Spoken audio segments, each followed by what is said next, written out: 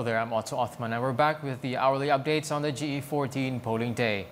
Now, we begin our hourly breaking news with our reporter in Setiawangsa, Wan Izul Islam.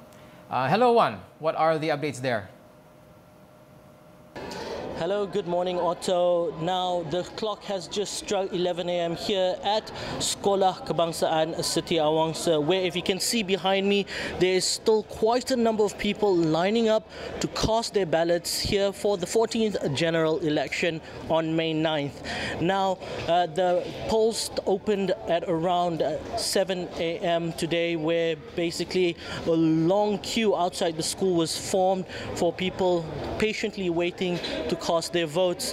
At around 8:30 a.m., Barisan National candidate Tan Sri Dr. Zul Hasnan Rafiq arrived with his family, his wife, his daughter, as well as son-in-law and also mother-in-law.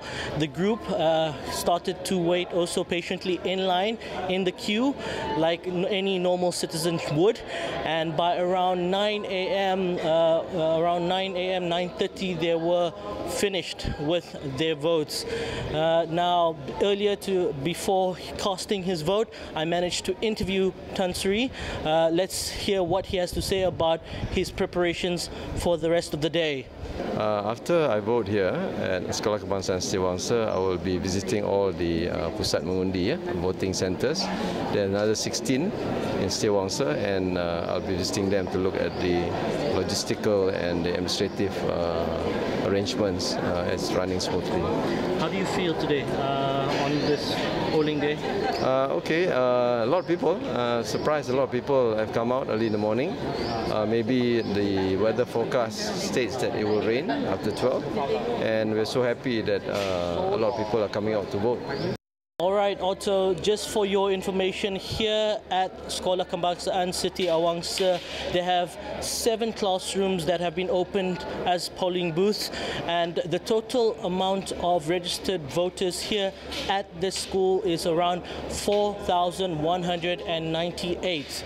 As far as I can see earlier this morning, I think at least 50% of the voters have already turned up because, like Tan Sri said previously in the interview, the voters would prefer to come earlier during the day instead of later, where it is forecasted that there will be some rain or light thunder showers later in the evening. Now, for those who have yet to cast their votes today on May 9th for the 14th general election, please do remember to bring your IC or your identification card and make sure that you know the rules of voting and how to vote.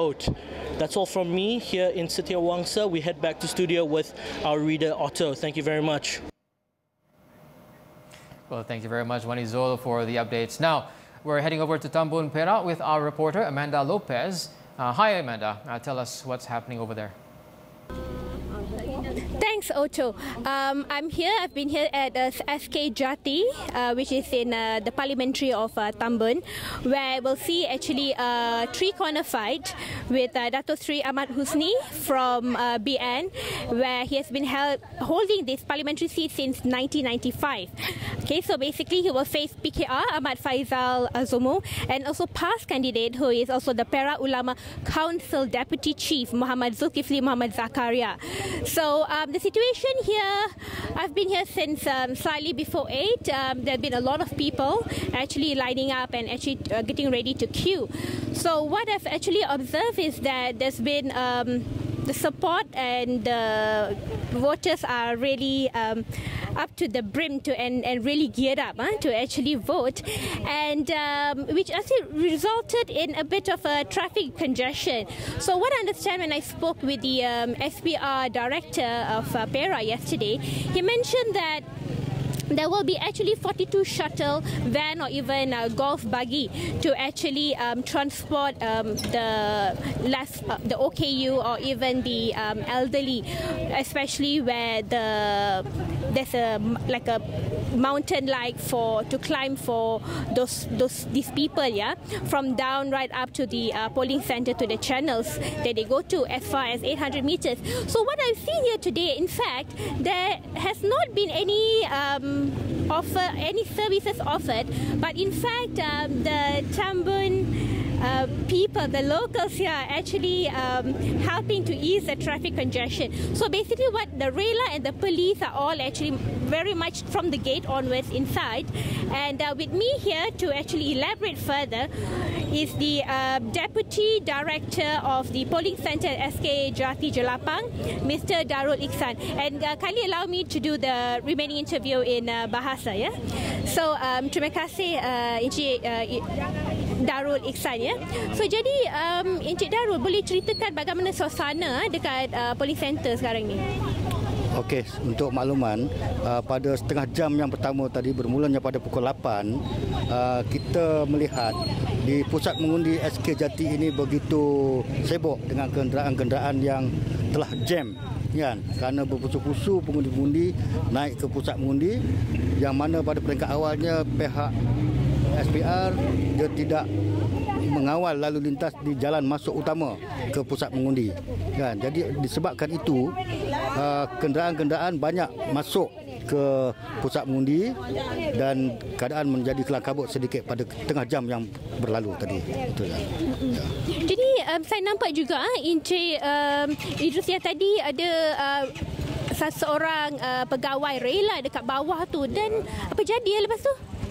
Okey, yang itu saya difahamkan mereka mendapat arahan daripada pengarah mereka bahawa mereka hanya bertugas bersama dengan anggota polis cuma di pintu masuk pusat mengundi sahaja.